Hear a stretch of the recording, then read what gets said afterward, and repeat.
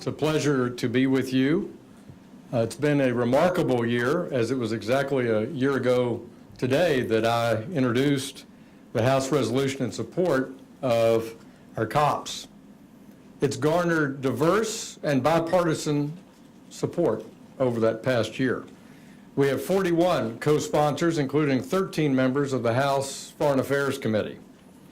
16 Democrats, including original co-sponsors, my friend Carolyn Maloney from New York, Brad Sherman from California, David Cicilline from Rhode Island, both members of the House Foreign Affairs Committee. And 25 Democrats, including original co-sponsors, Dave Trott, from whom you just heard, and very importantly, the Middle East Subcommittee Chair, Ileana Ros-Lehtinen from Florida. While I'm pleased with the support from these members that I've received, I've also been successful in persuading more than one member to be open-minded on this issue. I stress to our members in the House that this resolution in support of our Coptic Christians in Egypt is not an attack on President el-Sisi.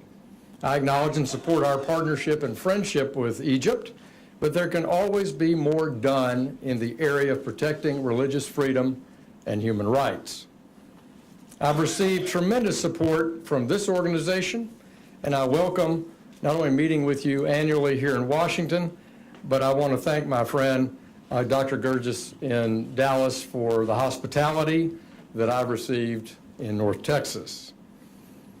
Since introducing the resolution, I've met with the Egyptian Embassy, the Charge d'Affaires of the Egyptian Embassy, and a number of officials from Egypt. I've had the opportunity to meet with members of the Egyptian Parliament, including a member of Parliament who is a Cop. And my staff has met with the Egyptian Embassy staff many times over the past year. Egypt and the United States are important partners in the fight against terrorism in the region.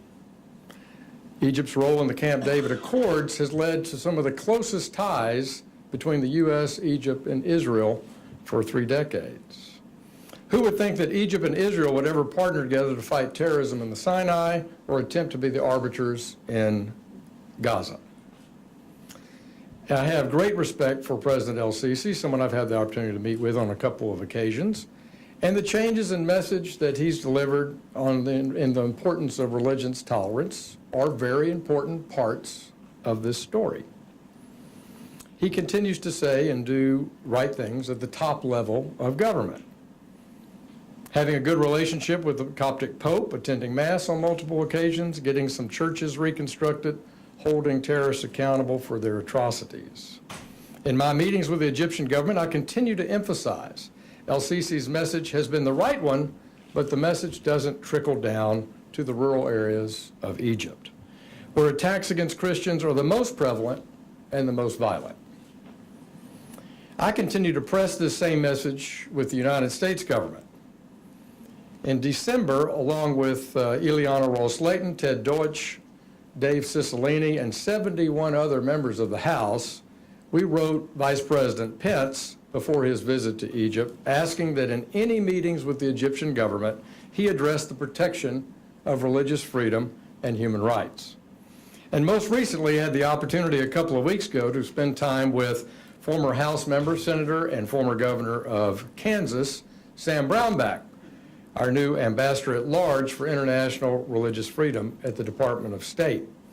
He too shares my view that this is an important aspect of what we're doing in our bilateral relationship with Egypt and the important role Egypt plays in the region. And if Egypt focuses on the protection of religious minorities, then its role in the region and the world can only grow. I've also received support from outside organizations and governments.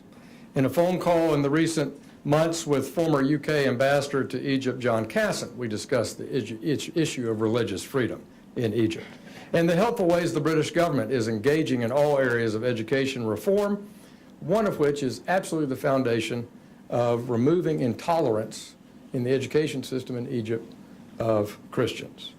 I've also received a supportive letter from the Papal Nuncio here in Washington, Archbishop Pierre.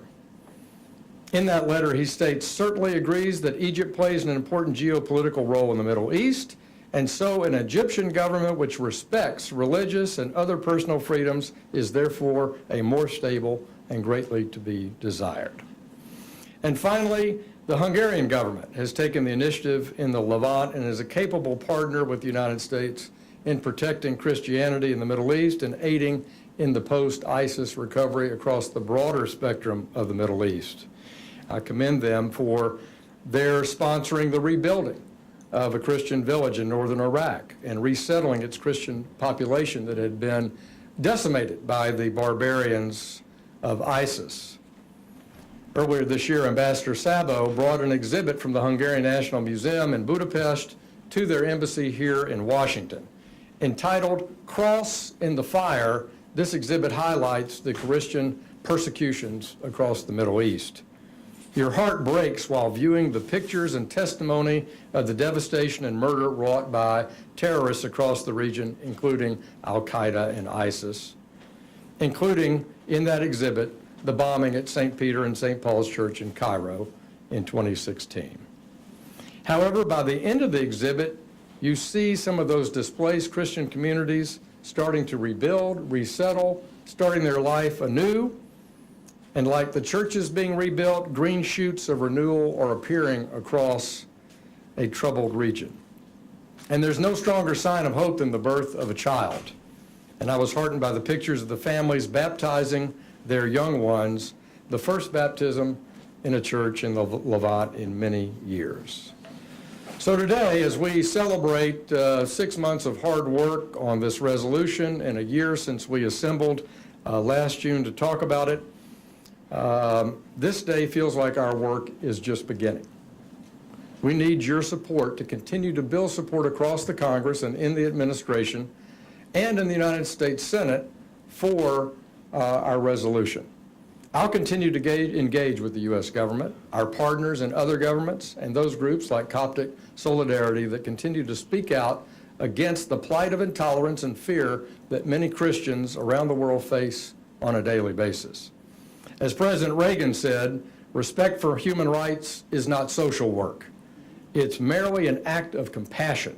It is the first obligation of government and the source of its legitimacy.